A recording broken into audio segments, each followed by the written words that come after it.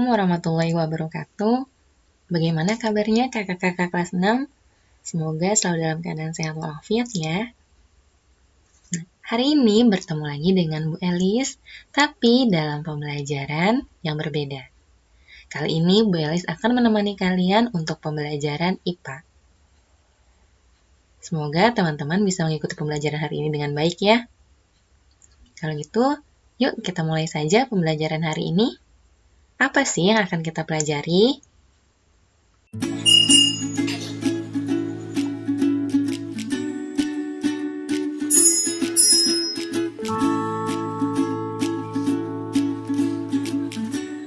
Mengapa bola kapas dapat bergerak-gerak? Halo Fadil. Halo Arik.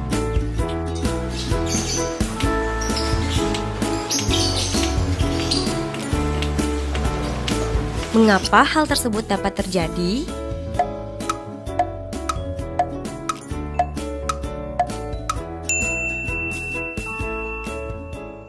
Hari ini kita akan memasuki materi pembelajaran baru, yaitu bunyi.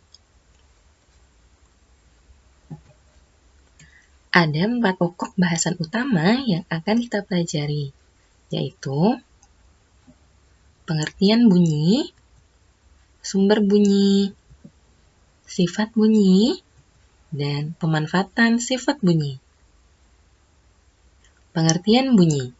Bunyi adalah suatu gelombang yang dihasilkan oleh benda bergetar, seperti pada contoh berikut ini.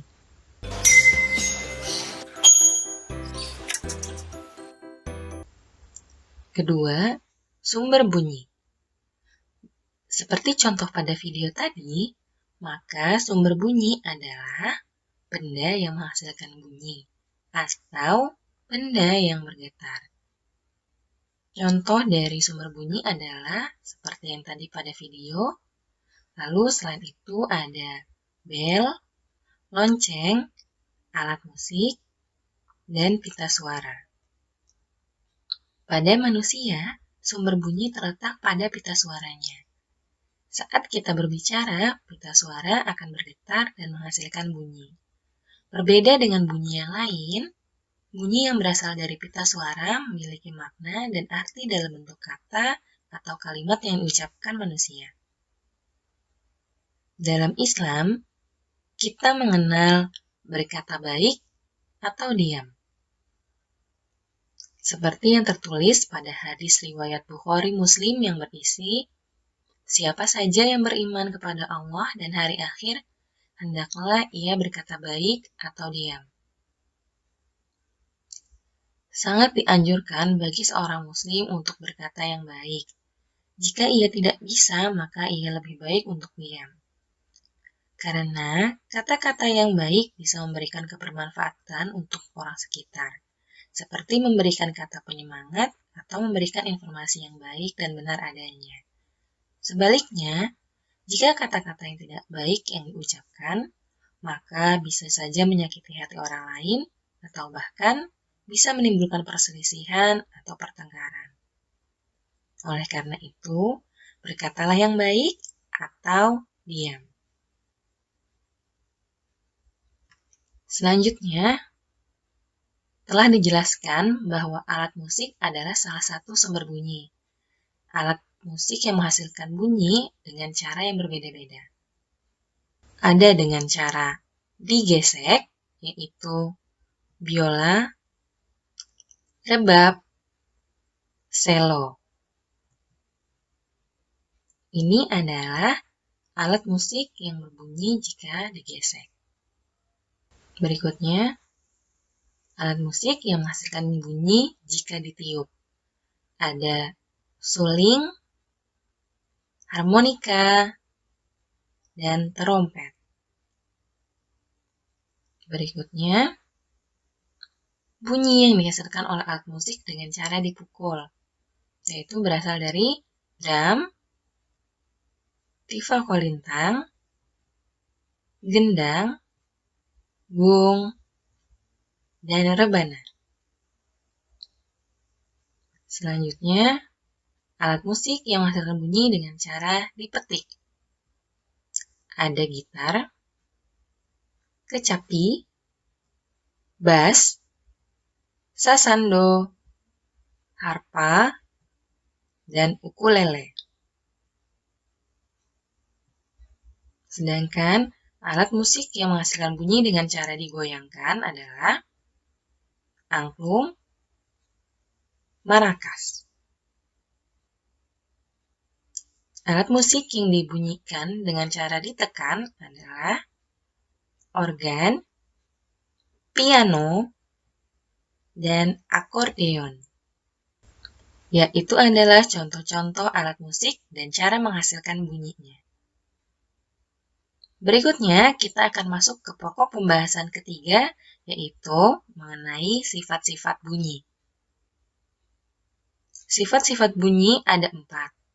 Pertama, merambat melalui medium. Kedua, bunyi dapat dibiaskan. Ketiga, bunyi dapat dipantulkan. Keempat, bunyi dapat diserap. Sifat bunyi yang pertama, bunyi merambat melalui medium. Apa itu medium? Medium adalah zat perantara. Jadi, bunyi merambat melalui medium perantara berupa zat padat, cair, maupun gas. Oleh karena itu, di luar angkasa sana, bunyi tidak akan bisa merambat dan bunyi tidak akan terdengar karena di luar angkasa adalah ruang hampa udara.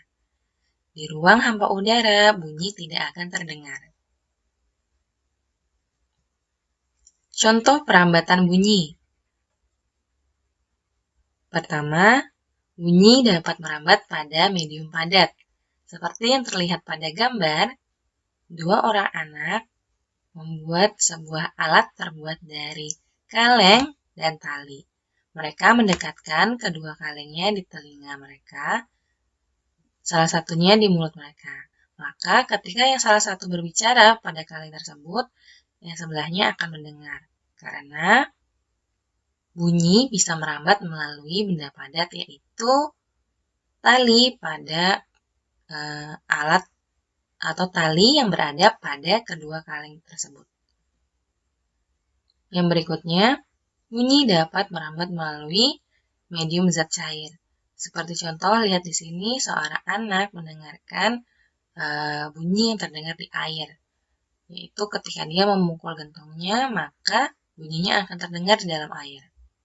Yang berikutnya adalah bunyi merambat melalui medium udara.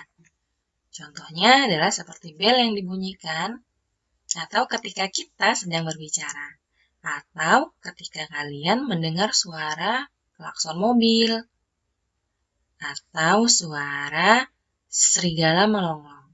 Nah, itu adalah contoh bunyi yang merambat melalui udara.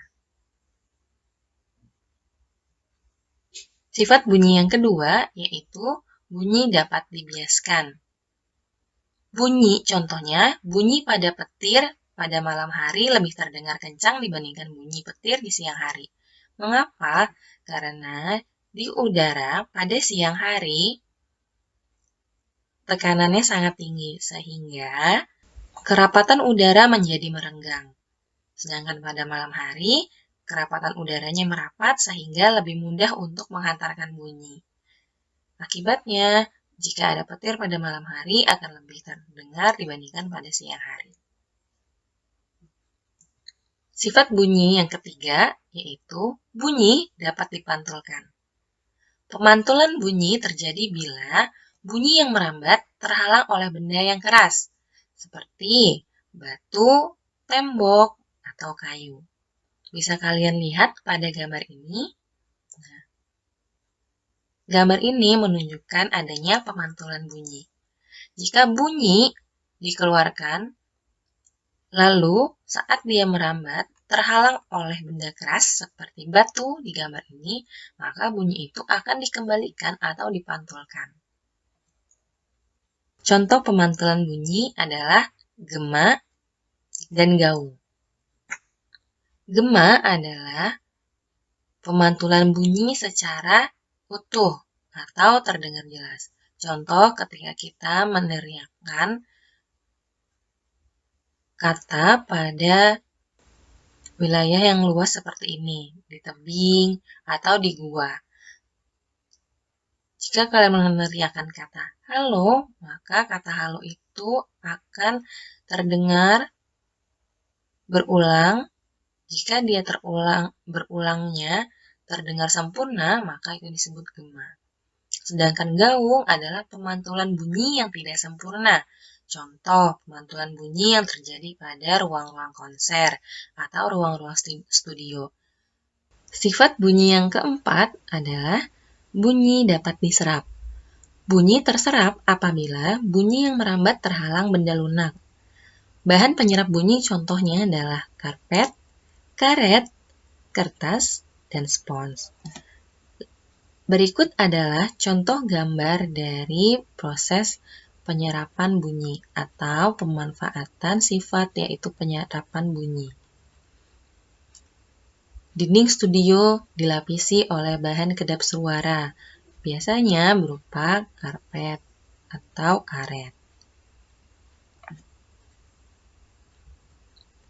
Terakhir adalah pemanfaatan sifat bunyi. Gelombang bunyi dapat digunakan dalam penyelesaian masalah dalam kehidupan sehari-hari.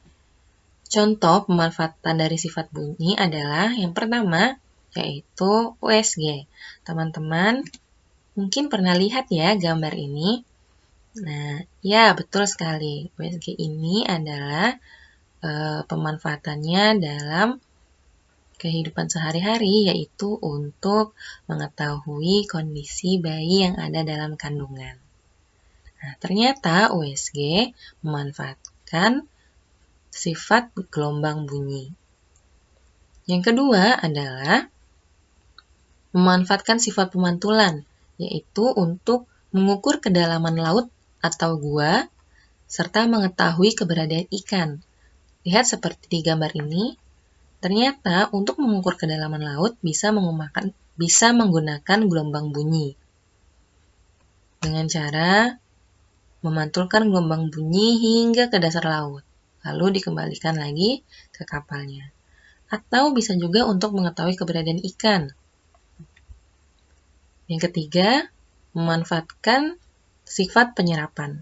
Melapisi ruangan dengan benda lunak seperti karpet, karet, dan lain-lain untuk ruang kedap suara, atau mengurangi gaung yang terjadi pada ruang bioskop, ruang studio, ataupun ruang konser, dan lain-lain. Demikianlah materi pembelajaran hari ini, yaitu mengenai bunyi.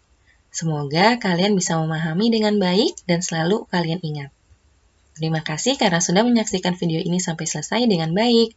Wassalamualaikum warahmatullahi wabarakatuh.